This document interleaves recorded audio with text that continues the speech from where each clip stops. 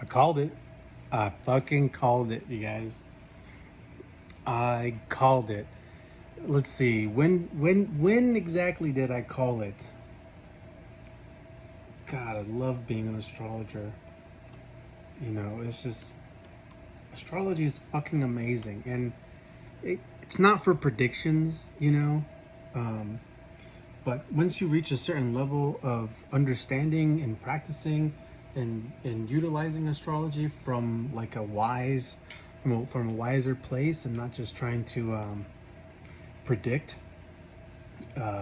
you you reach some certain spiritual levels, some certain spiritual activations, and let's see exactly what it is that I call.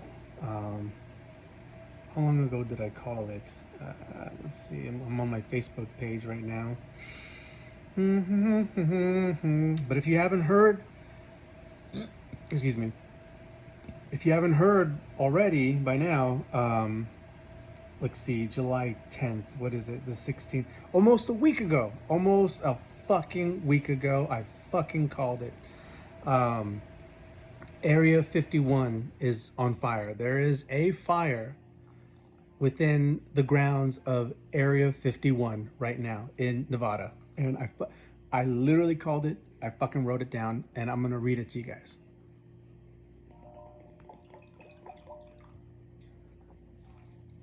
Gotta stay hydrated. So,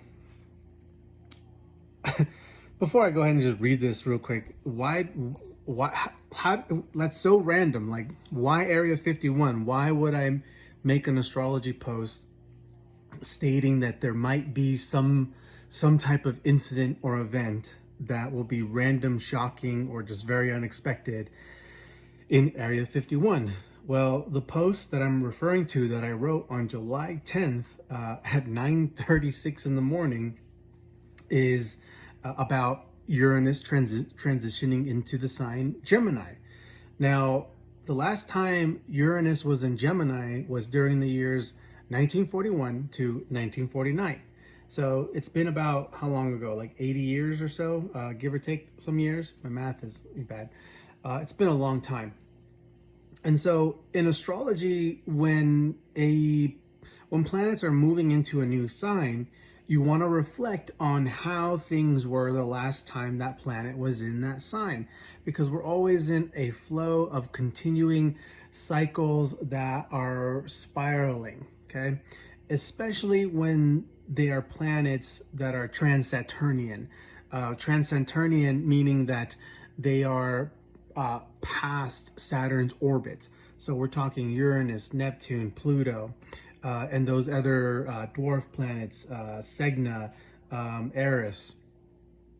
So Uranus has entered Gemini. So the last time Uranus was in Gemini was in the 1940s, almost the whole of the 1940s.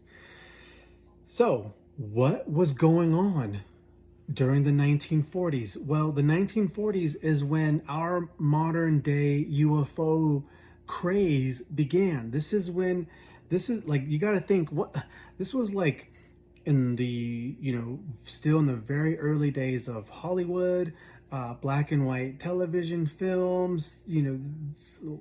This was post World War II.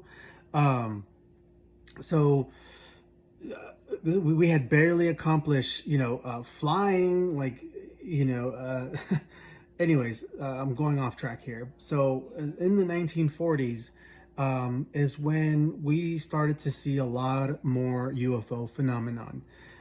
There were several incidences during the 1940s. There was that incident where UFOs targeted military bases holding nuclear weapons all at once.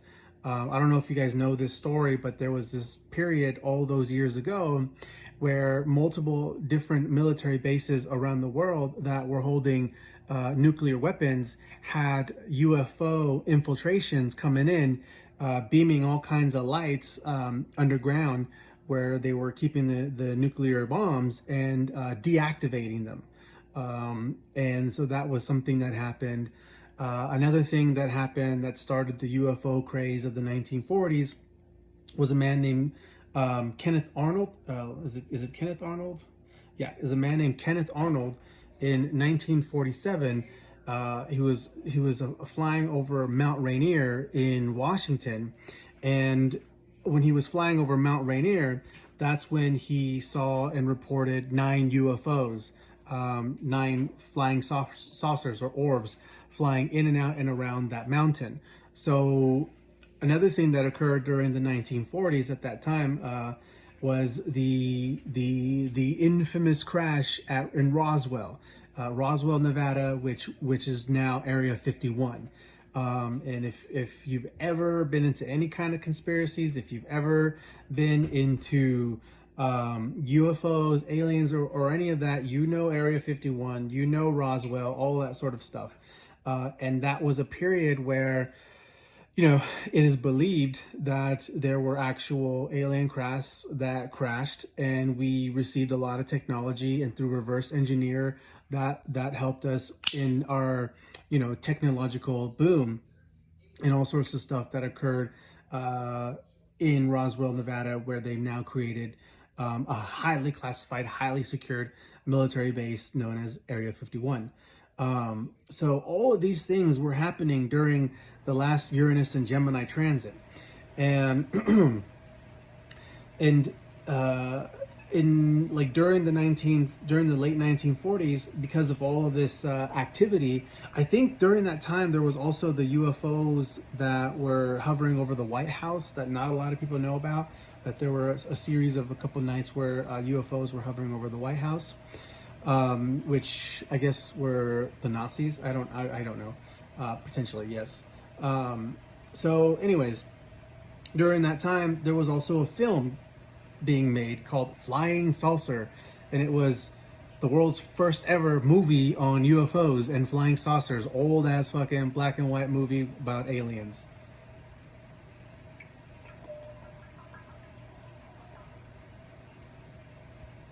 So, what is Uranus? Uranus is the planet of genius energy, shock, sudden, and random events. Uranus is this high voltage electricity. It's a lightning storm, and it's erratic, it's unpredictable, it's very powerful, and Uranus is an energy that is meant to destabilize and agitate. Uranus is designed to, well, I don't know, design is the word, but Uranus is an energy that is here to cause agitation and restlessness. It's an instability, and because we need agitation and that restlessness state in order for ingenuity and revolution to occur, because naturally everything wants to stay in a homeostasis. Homeostasis meaning doesn't want to change, wants to stay the same and stay in the comfort zone. So we need challenges, we need agitation, we need random shocking events that awaken us to move and think outside the box and revolutionize and bring ingenuity in there. So Uranus is a genius type of energy, and Gemini is a sign that is ruled by Mercury, which represents the mind, the brain, our mind and brain. Uranus is the higher octave of Mercury, which is a higher mind, a cosmic mind, a galactic mind. It's beyond this physical brain and tapping into the greater consciousness that is connected to all things via the quantum realms, via the great quantum web, string theory, and all those sorts of crazy far advanced concepts. So Gemini is also the sign of communication and the twins. Communication, the brains, the nervous system. So Uranus governs Aquarius and Uranus. These are two energies, frequencies that represent alien energy, just advanced from the future, different, very weird. So when Uranus is in Gemini, it is an expected period to witness an accelerated amount of forms of contact and communication with extraterrestrials via UFO sightings or channelings, telepathic communications, and downloads.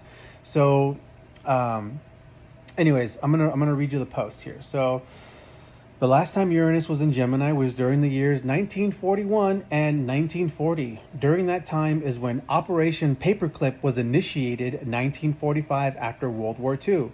Also, the creation of the CIA, 1947. In that same year, 1947, is when the UFO craze first began with Kenneth Arnold. A pilot reported seeing 9 flying objects over Mount Rainier in Washington state. Also, in 1947, the crash landings in Roswell, New Mexico. I said Nevada. Roswell, New Mexico happened. The first ever UFO movie was also filmed during the Uranus and Gemini transit and released in 1950. The film was called Flying Saucer and was released January 5th, 1950. Gemini governs information, the mind, and is ruled by the planet Mercury. Also communication. Uranus is the higher octave of Mercury, representing the higher mind or quantum or the quantum cosmic mind. It is interesting to note that there was so much UFO phenomenon during the last Uranus and Gemini transit. Also interesting that the Central Intelligence Agency, CIA, was created at that time, since the CIA is all about information and controlling information. What is different this time around with Uranus being in Gemini is Pluto. We now have Pluto in Aquarius. This increases alien or galactic or cosmic activity. Aquarius, ruled by Uranus, is the alien of the zodiac. Pluto in Aquarius will reveal what has been kept hidden or secret in terms of alien technology. And with Uranus in Gemini, we might see some shocking incidents that blow the lid on Area 51 and all other secrets the government has been hiding. See, I called it. We might see some shocking incidents that blow the lid on Area 51. Now, something is happening at Area 51. That's the part that I call. It's happening right now. It's live. You can watch it live right now on YouTube.